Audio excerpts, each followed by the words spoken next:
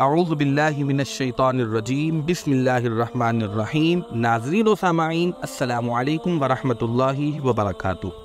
ناظرین، آج کے دور میں ہر شخص مالی پریشانی کا شکار ہے۔ ہر ایک کی شکایت یہی ہے کہ مال میں کمی ہے، رزق میں بے برکتی ہے، جتنا کمائے ختم ہو جاتا ہے، بچتا کچھ نہیں ہے۔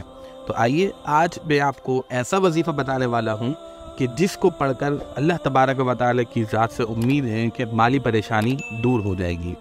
وظیفہ کچھ اس طرح ہے کہ جو شخص مالی پریشانی کا شکار ہو وہ روزانہ 99 مرتبہ یا لطیف یا لطیف یا لطیف یہ پڑھے، اور جب 99 مرتبہ پورے ہو جائیں تو 100ویں مرتبہ یا لطیف الطف یہ پڑھے۔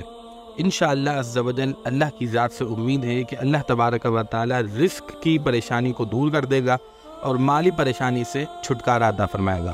اگر ویڈیو پسند آئی ہے تو ویڈیو کو لائک کیجئے، چینل کو سبسکرائب کیجئے تاکہ نئی آنے والی ویڈیوز آپ کو مل سکیں۔ اپنا خیال رکھیے گا۔ السلام علیکم ورحمۃ اللہ وبرکاتہ۔